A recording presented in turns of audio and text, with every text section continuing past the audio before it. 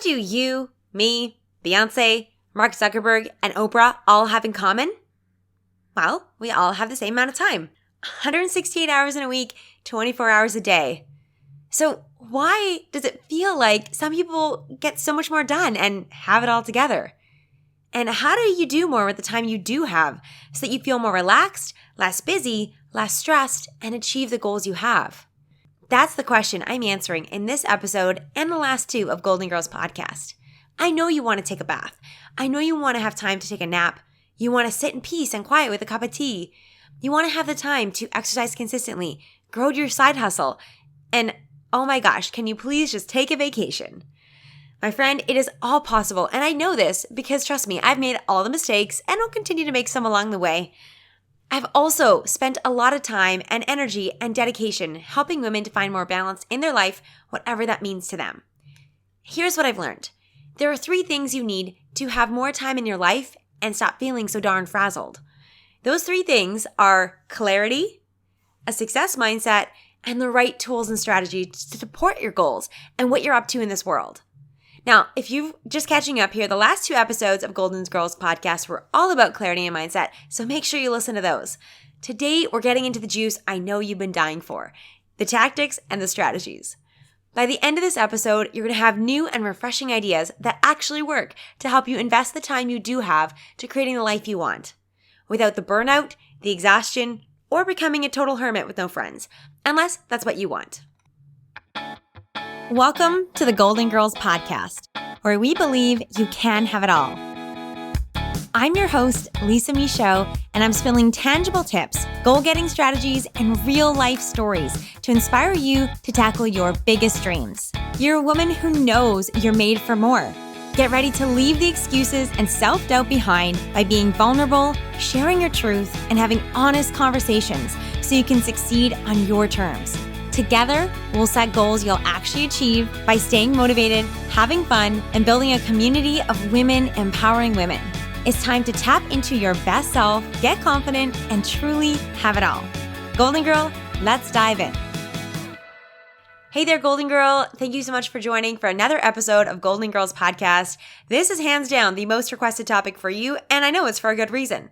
Never before have we been in a time where we feel so busy, so stressed, and unbalanced, and like we just need more time. It's crazy to think that just a few generations ago, there were predictions that as technology got better, that we were just going to end up having all this free time. And it's so ironic because we're in this space where we have technology to enable us, and yet we still just feel so darn strapped for time. This is episode 3 in our 3-part All the Time in the World series on time management. Promise me this. Before you listen to this episode, go back and make sure you listen to episode 7 and episode 8. Like I just said, the predictions were that with all the technology coming out, that we were going to have more time and we were actually going to be bored. The reason why that hasn't happened is because it's not all about the strategies. It's not all about the tactics. There is so much more than that, and your time goes deeper.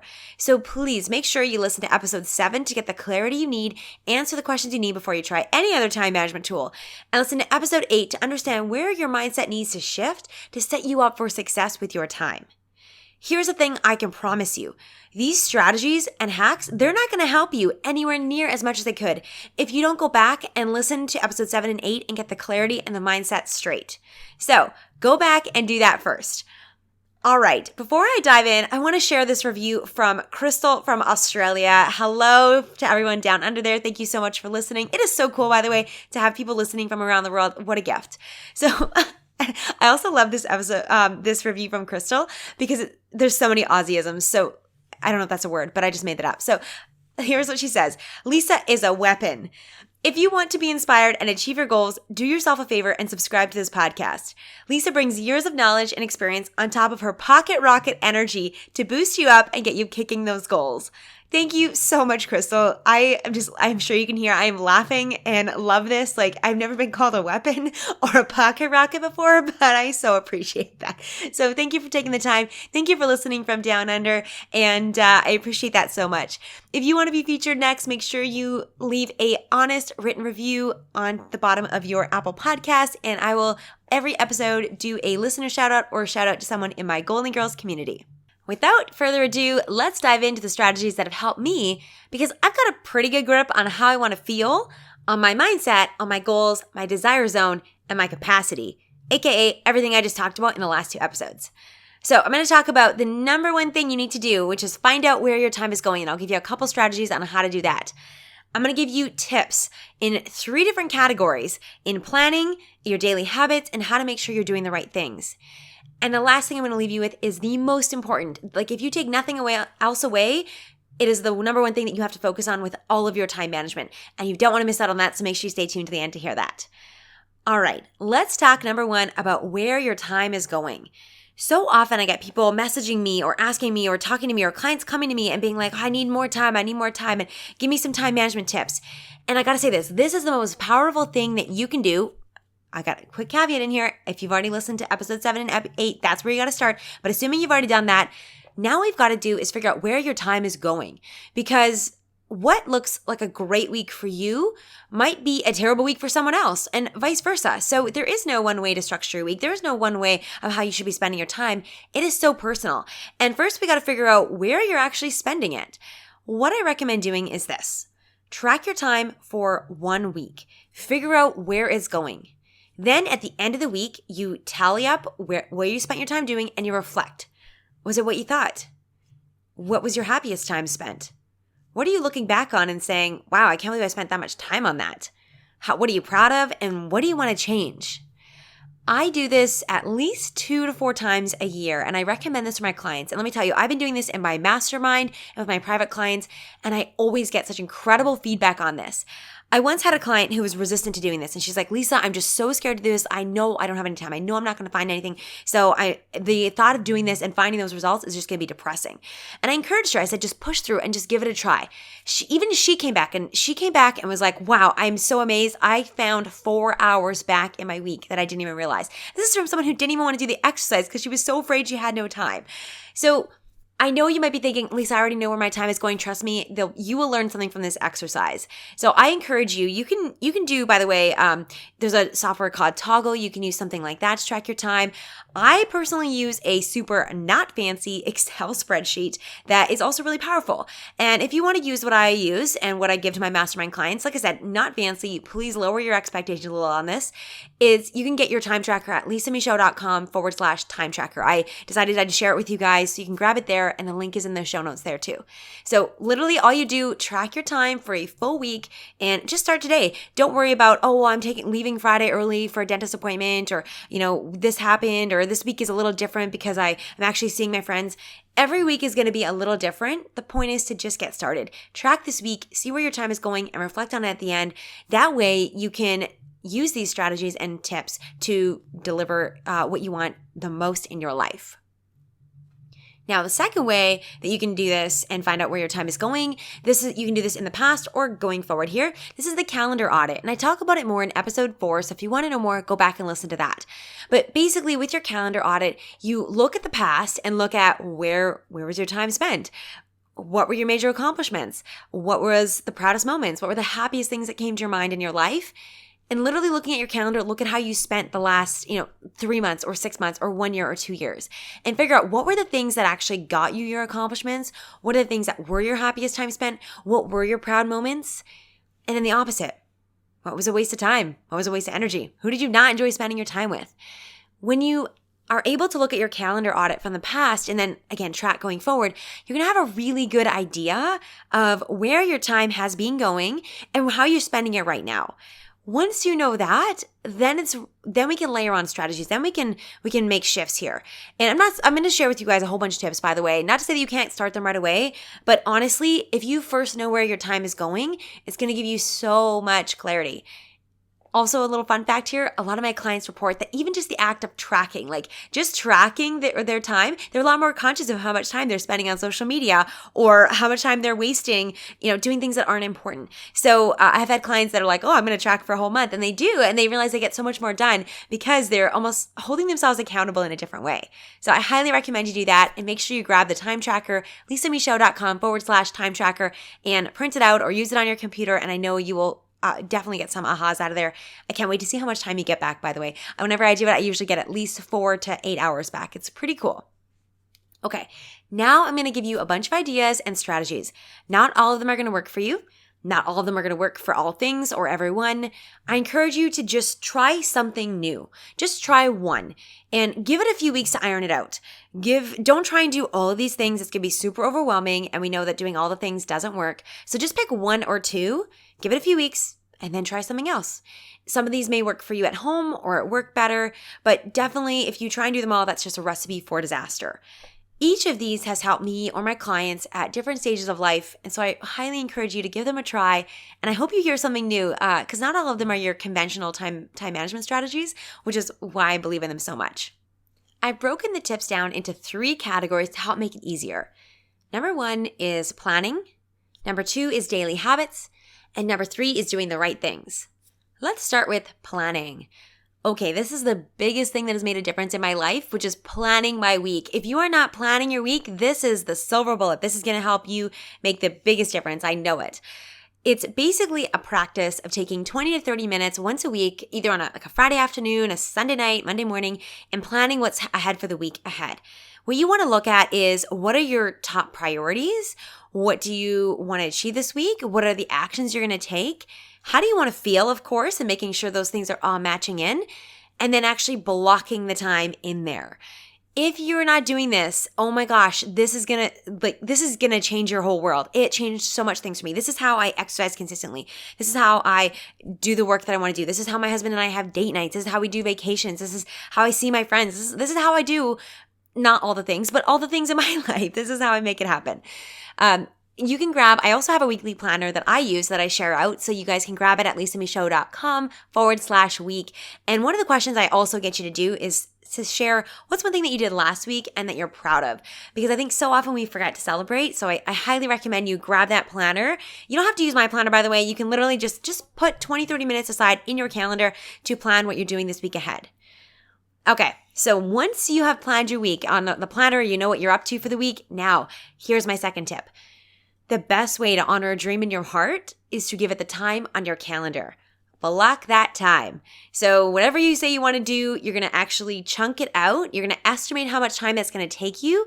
And then you're going to give yourself more. There's a tip right there. Always estimate about 30 to 50% more time and then put it in your calendar. So this really has helped me to try and estimate how much time things are going to take and then put it in my calendar. I've got to tell you, this is something that I am not perfect at. And there are weeks where I've added up all the things I want to do to have like literally 136 hours of work. That is not possible, right? So that helps me right away be like, okay, if I already have over 100 hours of work planned and I haven't even factored in for the 30% more that I know it's probably going to take me, because everything takes a little more time than we think it's going to take, then I just have no chance of accomplishing this. So this is a really great way for me to, instead of setting myself up with this huge to-do list that I only do a fraction of and then I feel really disappointed with at the end of the week and I wonder what's wrong with me and I think I'm not good enough, it allows me to see, okay, I'm going to estimate for about 20 or 30 hours a week of work, and knowing that it's probably going to take me closer to 40 or 50 and things will come up and that's okay. But it'll make sure that I'm not overestimating and setting myself up for disappointment right off the bat. Plan for and block the time. The best way to honor a dream in your heart is to give it the time in your calendar. So block more time than you think you need, 30% more. If you think it's going to take you 5 hours, block 8. If you want to do 2 yoga classes, plan for 3. I always tell people you want to do 5 workouts, plan for 6 or 7. Give yourself some breathing room. And if you've ever watched Stephen Covey's or read his book and heard his work around big rocks, this is the same concept. You want to first plan and block time for your big priorities, the goals, your workouts, your date nights, your time with family, whatever it is that's most important to you. You want to make sure that's in your calendar first. And then all the little things fall around it. The emails, the phone calls, the chores, they all fall around that, as opposed to you saying, I'm going to spend my whole Sunday, 8 hours cleaning my house, and then realizing it's been 6 months since you've actually had a quality day with your partner or your family. Everything else, unless I should caveat here, because I don't know you, maybe you love to clean your house. If that brings you joy, that's great. But I know for most of us, that's not the case. So all the other things are going to fall around. Make time for your big rocks, block the time. And by the way, I have a link in the show notes too. I'll make sure we drop that in there. It's a video demo to show you the big rocks concept and just visualize what I'm saying here and how the big priorities, when you do this, it makes such a big difference and all the little things will just fall around it. So check out that video. It's a really good classic one and it's a little old school. I think you'll have a laugh with it. Okay, when we're talking about planning, I want you to get intentional about your downtime. I talked about this in the last episode, but it bears reminding. And I'm sorry, Gary Vee, we cannot all work 16 hours every day for the next 30 years. I get this comment so often from women on social media. Like I've worked all day, and then by the time I finally have time to work on myself or my project or do exercise, I'm just so burnt out and I zone out on Netflix. I know, of course you do, because if you don't take downtime, your mind is going to do it for you, and it won't be quality downtime. It's going to be the Netflix binges. It's going to be the social media scrolling. It's going to be the crap that doesn't help you.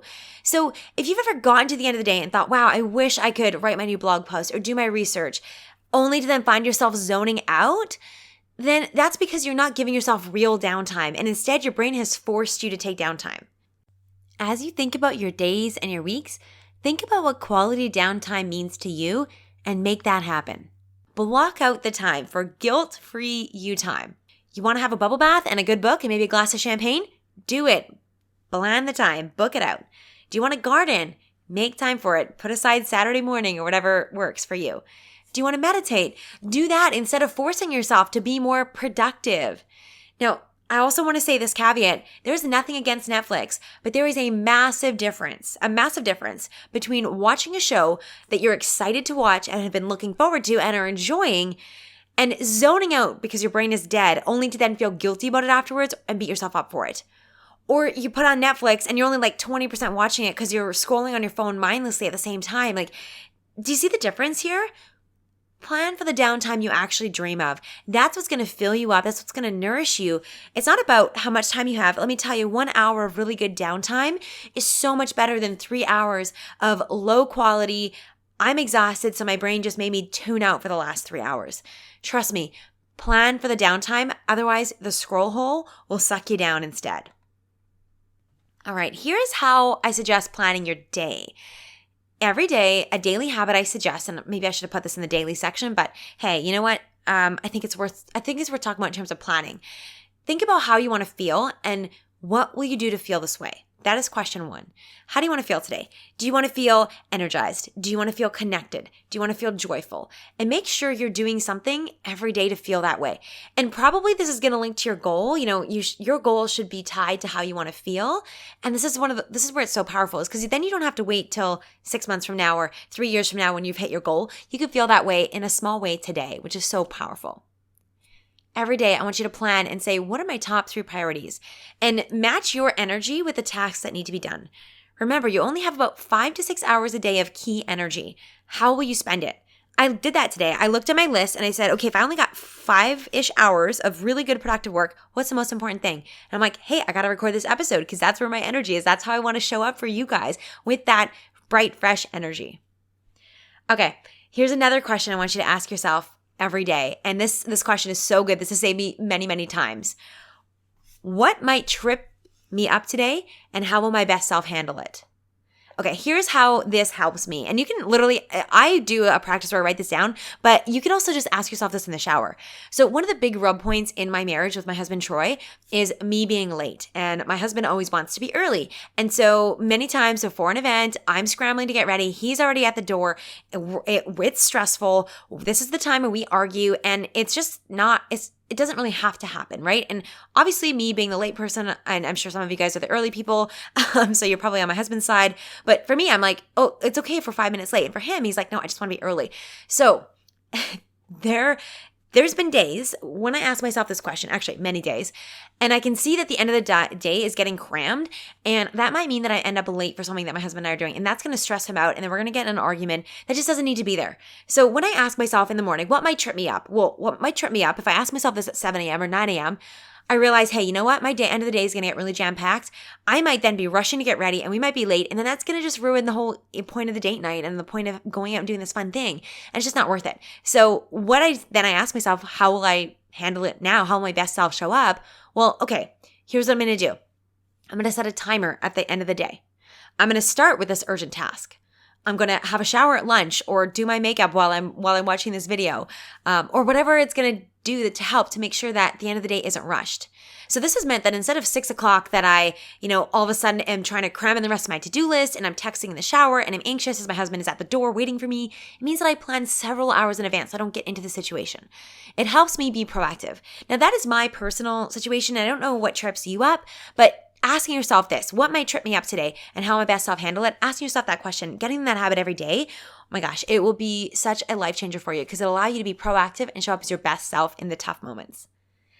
The last thing I want you to ask yourself every day is, what is a bold action you could take? This month, we're doing a challenge in Golden Girls community to take a bold action every day. And what's really cool about this is that what seems bold for you today, in a few weeks, in a few months, it won't be because you literally build that courage muscle. So this is something I always say, living life on your terms, having your goals, achieving your dreams, that's radical. Like most people are just living their life the way that society tells them to, and they're stuck in these expectations that they place on themselves and aren't willing to challenge that. So to live a life that's different, you do have to be bold. You do have to be courageous. You have to have that courage muscle built up. So asking yourself every day what you can do to be bold, such a game changer.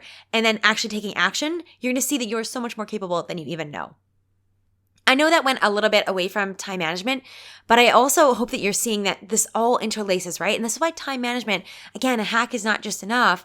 There's so many layers to it. So I hope that this is helpful for you. Now, on to the planning. Here's another tip for you. Work ahead, plan ahead. If you're looking at your calendar, you're like, Lisa, I literally have 0 time right now. Well, then look ahead and say, okay, in 3 or 4 weeks, I can find time, and then go block that. So if you are the next few weeks are crazy and then it settles down kind of person, like I sometimes find I am, go a few weeks out and block it there. So if you're like, okay, I know I really want to write this screenplay, but the next few weeks are busy, great. Go a month ahead and then start blocking your time. If you know that we are getting into the holiday season and the next little bit is busy, okay, go block the time now for January, for February, whatever that is. Block the time for if you want to mentor someone, if you want to take a 3-day weekend, whatever you want. Just get ahead of it. Sometimes I know that the next week or 2 can be really crazy in our calendars because I don't know why everything just kind of seems to end up in that space. But if you look ahead and plan ahead and then start blocking that time, that can be a really big gift. Now, if you can't do this, if you cannot see for the foreseeable future in the next couple weeks, few months, if you don't see a time where you can do what you want to do, like there's no time there, you've got to change your life. You are living in a place that's unsustainable if you don't have time to do the things that you want to do, and you need to fundamentally change something that probably a couple some things that you are doing, because you cannot live forever in this unsustainable space where you never have time for yourself or for what's important to you. In that case, you got to have real hard conversations with yourself about, do I need to change jobs? Do I need to change careers? Do I need to ask for more help? Do I need to hire more help?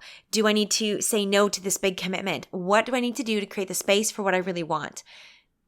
Real talk there, right? But it's true. And I don't believe in ever creating a life that is unsustainable for more than a few weeks. Otherwise, we're just setting ourselves up for burnout, for disappointment, and for something that we can never call success. That's just not success.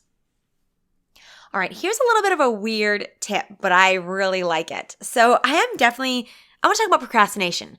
So I'm definitely going to do a topic on procrastination at some point in the future, so stay tuned on that one. But here, I want to talk about where procrastination can actually help you.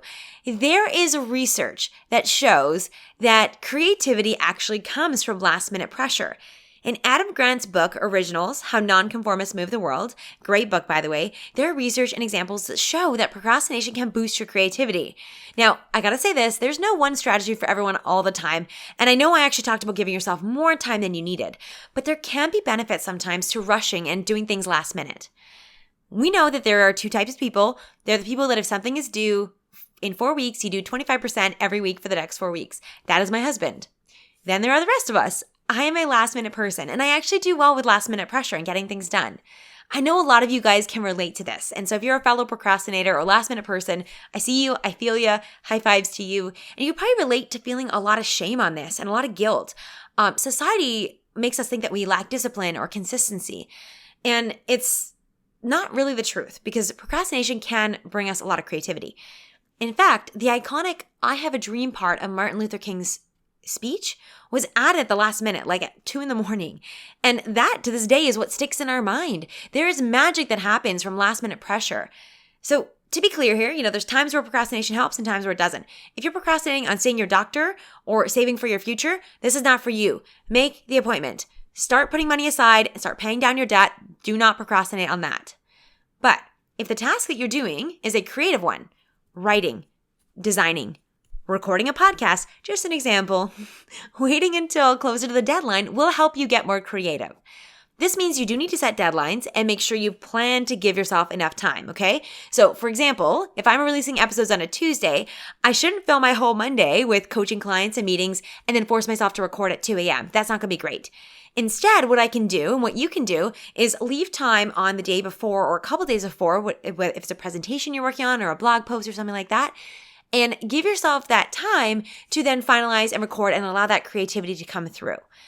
Another example, the day before I give a speech and a presentation, I always clear my calendar because I always have genius breakthroughs that come through the day before. There's something about that last minute pressure that makes me, I don't know, it like gets me super excited for what I'm doing, and all of a sudden these great ideas come to me. So give that a try. Again, not talking about procrastinating, going to see your doctor, not talking about procrastinating, saving, or paying down your debt. I'm talking about creative things. This can help, but make sure you plan and give yourself the space for it ahead of time.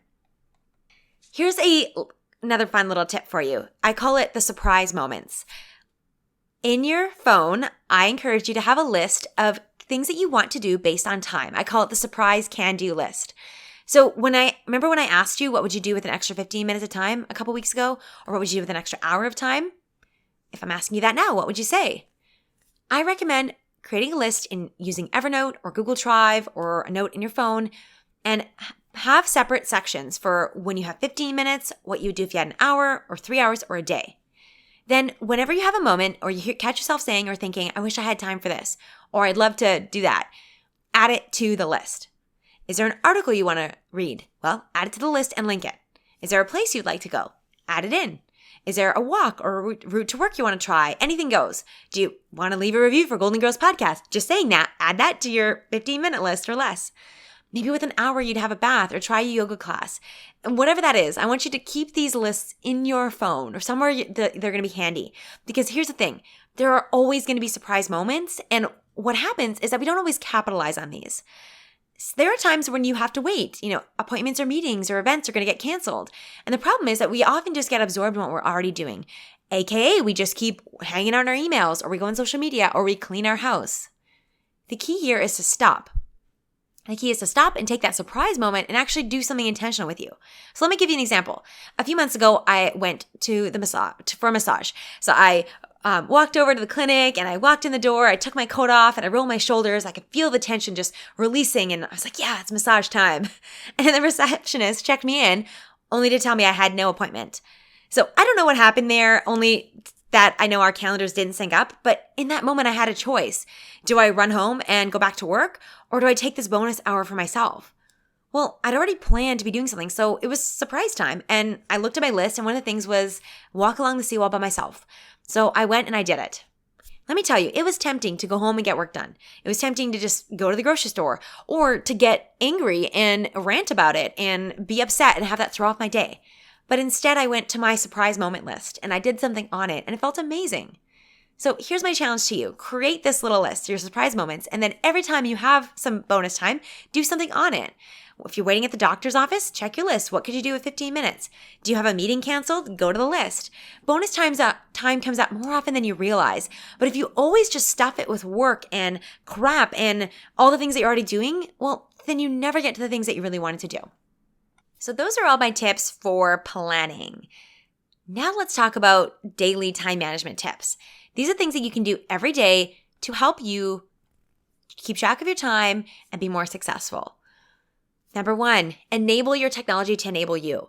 Technology, remember what I said at the beginning of this episode, that there were predictions that technology was going to have us all on our butts and bored all day. Well, here we are now feeling like we're slaves to technology. You can use technology to either help you or hurt you, and you have a choice. Most phones these days have a tracker. My iPhone does, and yours does too. There's a tool called Screen Time that tells us how much time we've been on our phone. There's other apps too that can do this, and I've actually linked to a few of them in the show notes for you to help you out on this. look at the amount of time you're spending and ask yourself, is this in alignment with the goals that I have and who I want to be and in service of those? I know for me, the answer to that is heck no. Some of it is important. I use it for my business. I am a social person, so I love the connection, but I know some of it is wasted. So what I decided to do was just a few weeks ago is I set timers on my apps, and it has helped me eliminate a ton of mindless scrolling and helped me change my habit from just automatically grabbing my phone and checking my social media apps to being like, okay, I only have 15 minutes on this app a day. Is this how I want to be spending it? How can I be more intentional with it? Now, remember, if your phone doesn't already have a program like this, you can download one. There's tons of free ones or paid ones. You can use your phone. So use your technology to help you. Use it to set downtime. You can set, for example, I want to be away from my phone for 30 hours. Sure, go for that. 30 minutes, then try an hour, and then try bigger chunks of time. Putting your phone away while you go and do something is so game-changing and really powerful. And you can literally use your phone technology to help make sure that your sneaky little habit, you don't just go right up to your phone and keep using it even though you're not supposed to. Use your technology to enable you, not to limit you. Set the limit on your app. Look at the ones that you know you're not supposed to be on, the ones that aren't intentional, and set limits on those. Start with 15 minutes, and if you have to up it a little bit, that's okay. But see what you can do, and I promise you that's going to make a big difference. Also, delete the apps you don't want and don't need on your phone. I know a lot of my clients have deleted social media from their phones, and it's made a big difference. Put your phone charger in a different room. Use your technology to help you instead of hurting you. Remember, you are in charge of your phone, my friend. Me too. I got to put my phone away more too. So this is a great reminder for me. I'm definitely getting better at this. I'm not perfect, but these are the things that help me, and I hope that they'll help you too. Let's talk about sprinting. So the most effective way to work is to just work all day straight through without a break, right? No, I'm just kidding here. No, it's definitely not. And yet, how many of us are doing this? How many of us are never getting up to stretch or maybe only just to pee? How many of us are trying to just do more and get through all the things? I'm guilty of it too. Productivity research has shown us that the most effective way to work is to work in 50-minute sprints. To do this, it's pretty easy to do. You can set a timer. I use my Alexa app. You could also use your phone. There's also a timer online called Marinara Timer because this is part of the Pomodoro method of productivity. So Marinara Timer, I think that's pretty cute. Marinara Timer is something that I use. I go 50-minute sprints, and after the 50 minutes, I get up and I roll my shoulders and I do a dance party and I get some water and I go have a drink. This is such a powerful way. Trust me when I say you are going to love this. Once you do it, you're going to see how much stuff you get done. When you set the timer, you set an intention and say, okay, during this sprint, I'm going to get these 2 or 3 things done or one thing or whatever it is. And then at the end of the 50 minutes, you check in. Now, I got to come in here and just say this, that it is hard to keep the discipline up to do this yourself. And so one of the things that I do in my Golden Girls community, and I'm popping a little plug in here because I think it's really powerful, we actually co-work once a month. Sometimes we do a bonus one too. And we actually all get together on a Zoom call, and I set the timer and we do this together. And it's a really fun way to connect and get stuff done. I use the other S word, but you get the point.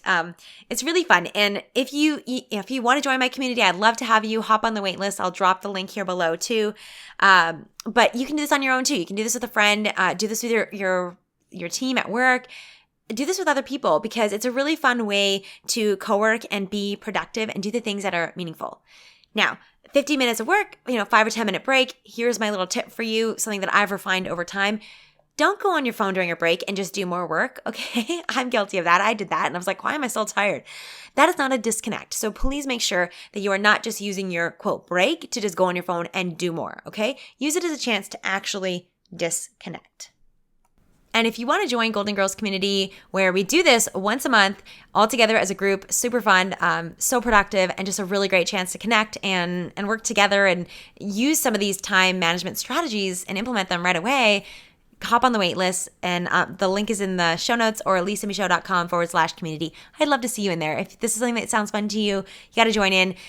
Spoiler alert, sometimes we have dance parties too, and it's really great. Okay, that's all I'm going to say about that. You could probably tell that I'm very excited and I'm so passionate about my community, so thanks for letting me share that.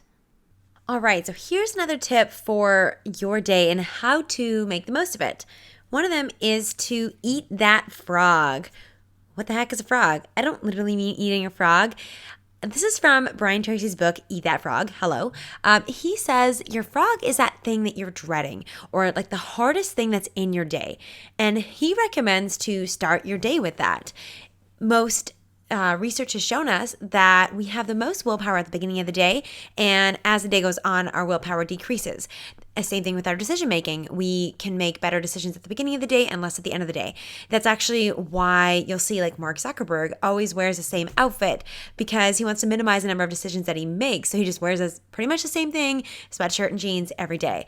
This Eat This Frog concept follows that same principle as starting your day with the hardest thing. So this is one of the things that I sometimes get my clients to do is say, okay, you know what? Whatever is the hardest thing, whatever you're dreading, whether it's a sales call, whether it's the tough conversation or a meeting or just, scripting the thing or writing, whatever that is, start your day with that, because then when you're done with it, you're going to feel so good. Nothing motivates you and gets momentum going as much as taking action. So you're going to feel great after you've eaten your frog and ready to be more productive and make the most of your time for the rest of the day. Now, you know that this conversation on time management would not be complete without talking about distractions.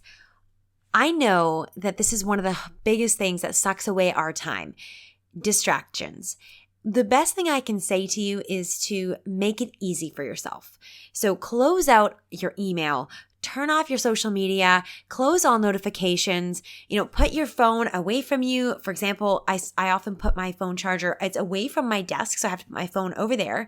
And during the daytime, especially when I'm really focusing on being present, I put it in my bedroom so that it's away from me.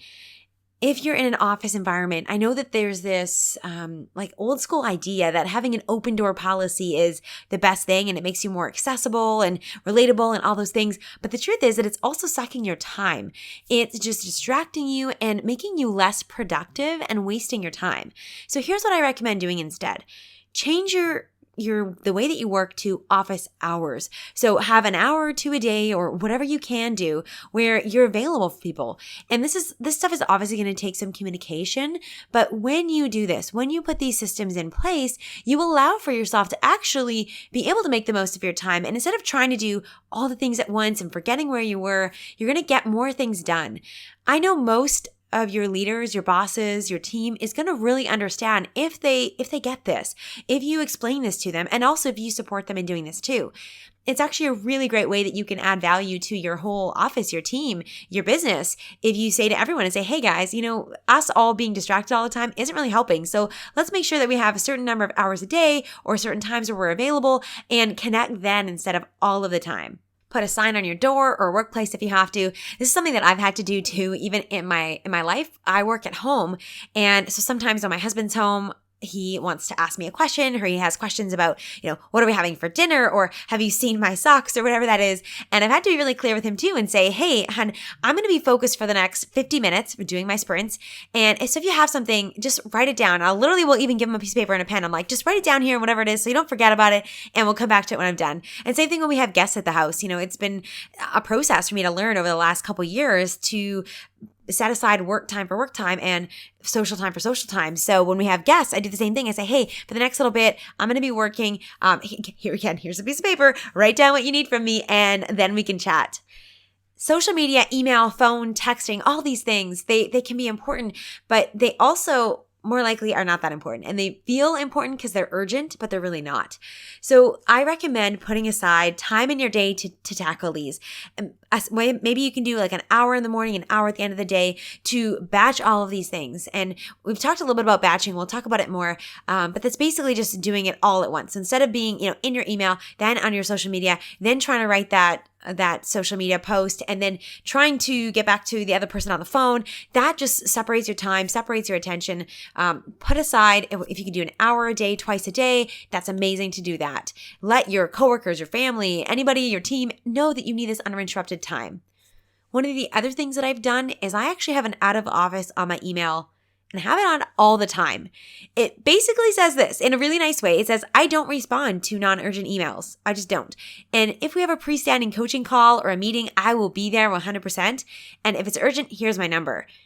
I actually get comments once in a while. People are like, oh, it makes me think twice and I almost don't want to email you because you have your out of office on. And I'm like, well, good. That's the point. Hopefully a little less emails. If you don't need me, if it's not urgent, is a good thing, because I don't know about you, but I'm probably sitting with a couple hundred unopened in my inbox right now. I'm just not very good at it. To me, my inbox is more of other people's to-do lists and other people's priorities than it is mine. So I don't actually spend a lot of time in there, and I just make sure that I set the expectation there.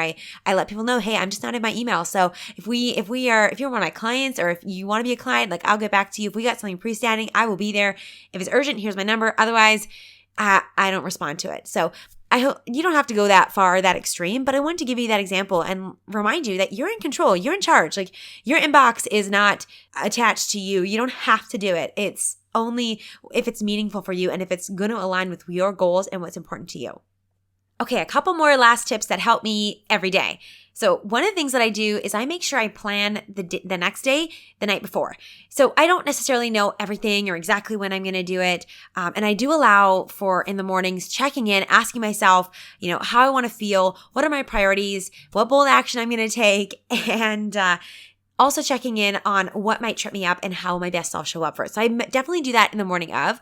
But the night before, I usually take a few minutes and just write down, okay, is there anything that's like urgent in my mind, very important, that I know that I do need to tackle the next day.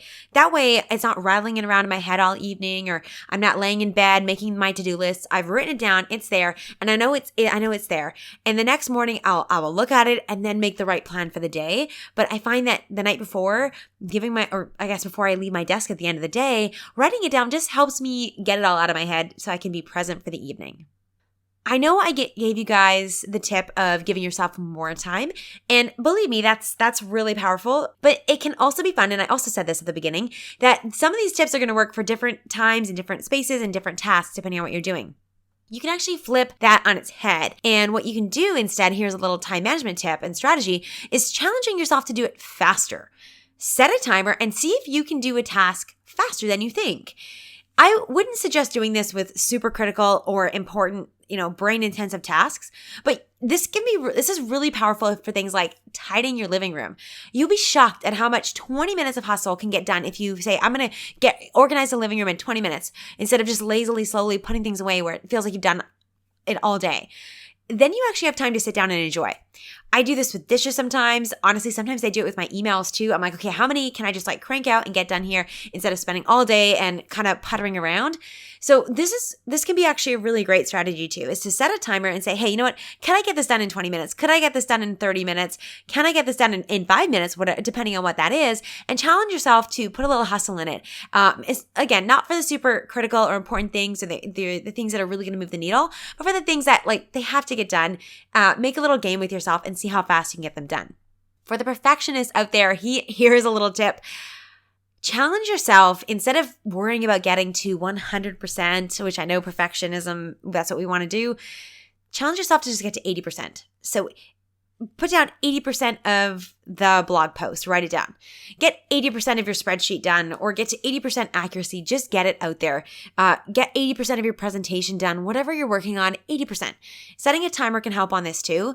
And give yourself permission to come back to it, but say, you know what, I'm going to spend 2 or 3 hours or however much time you need to get it to 80%. That way, you don't spend 100 hours to get it to 100%, because as you can see, if it takes an extra 95 hours to get from 80% to 100%, that's probably not worth your time. Setting a timer and setting an 80% target and giving myself permission to come back to it is a way that I've overcome some of my perfectionism tendencies, and it helps me save time, because trust me when I say I could just spend days and days and days reviewing things that just don't matter. So if you can relate to this, try the 80% target. It's a really cool little strategy. Before I finish up on the daily tips, I gotta say we're about multitasking. It is so funny because just a few years ago, I can remember applying to jobs and seeing everywhere that one of the skills people wanted was multitasking. And in fact, once in a while, I still see that today, and I'm like, oh my gosh, people, no. Here are some of the stats. And this is stats out of Harvard, so you know that it's good stuff. Harvard Business Review estimates that there's a 40% drop in productivity when people multitask. Studies show up to a 10% drop in your IQ just because of multitasking. The funny thing is that the better you think you are at multitasking, research shows that you're actually probably even worse. Our brains don't multitask. what happens is your brain is actually switching quickly between tasks, and that slows you down, makes you more likely to make mistakes, and it takes you longer to get back to what you were doing before. Studies show it takes about 15 minutes to get back to an intense mental task after you've been interrupted, like for example with a text message or an email or someone coming to your office doors. 15 minutes. So that means that if in a day you got 4 interruptions, like 4 emails or 4 text messages, that would lose an hour of your time because now you've got to get back to where you were. Tell me the truth now. Do you have more than 4 interruptions a day? That's what I thought. This is why, and we talked about distractions before, it's super important to set the boundaries. If you have to make some changes, do it. Set the expectations with those around you. More than likely, they're going to support you. And that's how you're going to get a ton of time back to your day. The truth is that if you try multitasking, it actually takes you more time to get things done, up to 50% longer. Not to mention the time you have to spend because you're making more mistakes to go back and fix it all. Tell me, are you ready to give up multitasking? Please, please, please. I thought so. Okay, the last category of tips for you guys, making sure you're doing the right things. Number 1, review and refresh. And this is where, you can do a calendar audit on a regular basis. You can look at your tasks for the following weeks. Look at what you're actually spending your time on. I talk about this more in episode 6, so definitely go back to that. It's how to break down your goals so you actually achieve it. And it's the second strategy in there where I went on this whole tangent on productivity because it's so important. So I'm not going to go into all of it again, but here's the gist to it, by the way. And it also ties to what I talk about in episode 7 with your desire zone or zone of genius, zone of awesome. So know what you're doing. Look at what the tasks are that you're doing. And this also can come from tracking your time. And then really ask yourself, is it you that has to be doing it? Is this the right thing? Is this actually going to move the needle? The 80-20 rule, 20% of what you do brings you 80% of the results. What are the 20% of things that are really making the difference, that are giving you what you want in your life? And anything else, you delegate it. So this, by the way, this relates to work and to home life, both the things. So delegate. Who else can do it? Outsource it. Work and home, get a virtual assistant. You can get a virtual personal assistant. You can outsource some grocery shopping. And now a lot of places deliver that for free. So easy. Stop doing it. Just stop. And I'm going to talk about this probably at some point more, but I some of the things that I've stopped doing, I don't sign Christmas cards. And for a long time, I thought it was something I had to do, but it was just taking up so much time and I didn't really enjoy it. And it was just stressing me out. So I just stopped. It's amazing what you can stop doing if you give yourself permission to do it. Simplify. Simplify whatever you can. What can you do less of? Can you clean your house less? Can you cook less intensive meals?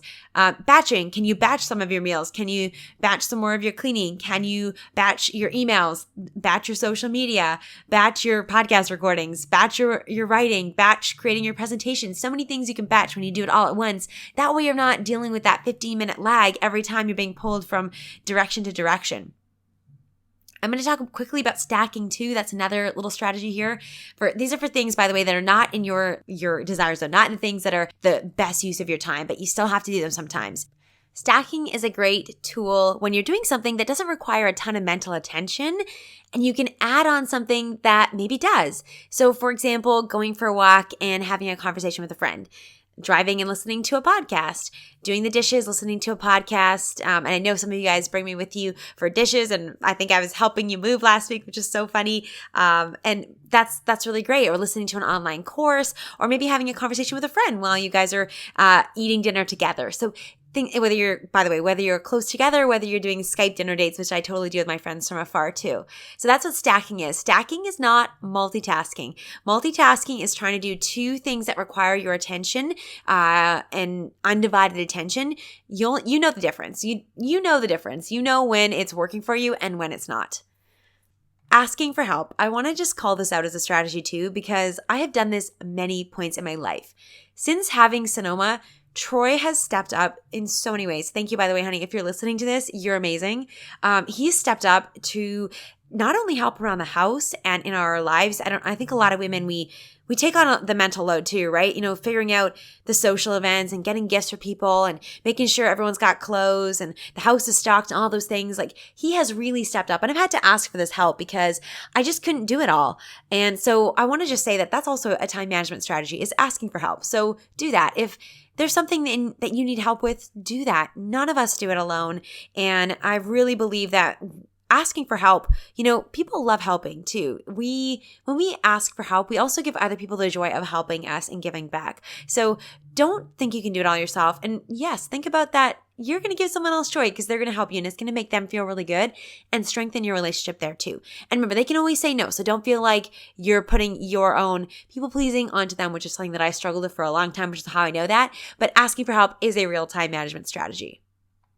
One little thing here I want to mention around the whole stacking and batching and all this productivity talk, I just want to remind you that you are a human being, not a human doing. Remember to be as well.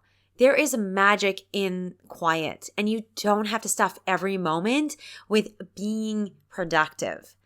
There is such great thinking that comes from being in the shower and just being in the shower, not listening to a podcast, or going for a walk by yourself and not trying to talk and not trying to make it productive. Talking to your partner in the car or having a real conversation, or to your kids instead of just cramming your head with more information. So while I would love to say, yes, listen to all my shows, I got to say this. Please take time for you to relish in the quiet. Remember, you don't always need to be producing. When we're talking about making sure we're spending our time on the right thing and investing in the right places, energy really matters. I know I've mentioned this before. If you only had 5 or 6 hours of good, creative, excellent work, how would you spend it? Remember to start there and think about that every single day. Now, for me, even though I'm not a morning person, I actually get up early and work out in the morning because I feel like I can do it. By the time I've woken up, my workout is done. It is awesome. I should say this. It's probably not the best time to work out, but I can work out. Let me say this to differentiate and help you understand this. So if I worked out at 3 p.m. when I have more energy, I could probably work out a bit harder. I might be able to lift heavier weights or go and do a bit more cardio, but it's also my prime creative time. So at this season of life, I want to save that for my work and for the work that I'm doing like this. But if I had different goals, for example, if I was training for the Olympics, I would switch that around. I'd probably be working out midday. So this is what I mean around energy management, making sure you are clear on what are the best times of day for you to be working and your best energy. Where do you want to be spending that? For me, like I said, I work out in the mornings. I get it done. It feels good. I'm ready to go for the day. It revs me right up. But like I said, I might be able to burn more calories or lift more weights if I did it later. But just for the season of life that I'm in, where my goals are, it doesn't make sense for me. I want to spend my best thinking hours creating content like this podcast, supporting my community, on my client calls, because that is where my magic is. And that's how I really want to be leaving an impact. So you got to think about that for yourself too. When is your best time of day? What are your goals? And how can you align those things, especially if you only have a couple hours a day? And a little bonus tip here. I wasn't planning on saying this, but I got to say it. Exercise, man. Getting outside, moving your body inside the house, turning on some music, dancing around the house, chasing your kids, tickling your partner, whatever that is, going for a swim. My gosh, I can't even say enough about how exercising, I've been consistently exercising for probably about 7 or 8 years now, and it is so pivotal to how I have so much energy and how I'm able to get so much done. People always ask me, they're like, oh, you're like an Energizer bunny. Well, it's honestly, I do think a lot of it is because I exercise and because I move, and energy doesn't just come to us, we have to generate it. We have to create it. And so working out is one of the ways that I do that. So running, walking, dancing, swimming, yoga. I use the Beachbody app, which I absolutely love. It's so good. Swimming, like whatever that is for you that feels good. Do that. Move your body. And I know it feels like you're taking away time, but it's actually going to make you so much clearer. And the research proves this over and over and over again. So I'm not going to say a bunch of that. I'm just going to say, you probably know this. On the days that you work out, you probably feel better. I know I certainly do. So I just want to say that sometimes taking time for that will actually add time and energy and productivity and good mood, good energy for the rest of your day. So this last little tip I'm going to share here to making sure you're doing the right thing is making time to check in and reflect. Now, this is not just for time management, by the way. This is great for your goals in general too, to take time to reflect.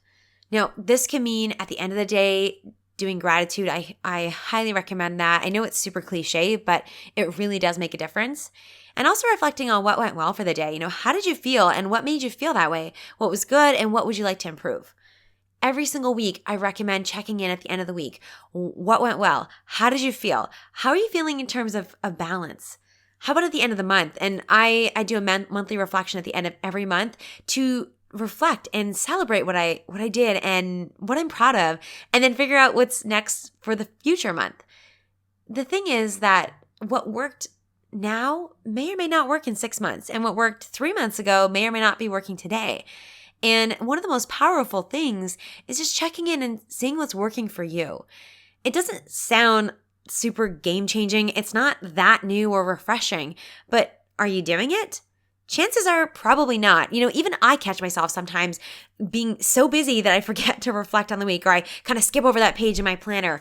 But the truth is that when I do this and when you do this, you're going to get so much value out of it. You're going to, taking the 5-10 minutes to reflect and setting yourself up and planning for what's ahead, checking in to make sure you're doing the right things and doing what's meaningful for you and spending your time, investing your time the way you want it to. That's the only way you're going to get better. That's the only way you'll be able to keep your relationship with time strong and positive. Remember, it's a complex relationship and it evolves over time. So if you're never checking in and reflecting, you're not going to know if you're doing what's right for you. Okay, I lied. One last little thing. I just got to say it. Celebration. It is so important. How often are you taking time to just say, heck yes, I did that? Whether it was finishing your tasks for the day, whether it was squeezing in the workout, whether it was shutting down your laptop and just being present with your family. Gosh, you guys, please celebrate. Every Friday, celebrate. Make that happen. If you never feel the reward from what you're doing and you just push yourself for more, you will burn out. I can promise you that. So promise me on Fridays, take time to celebrate at least one thing that you did this week or something that you are proud of.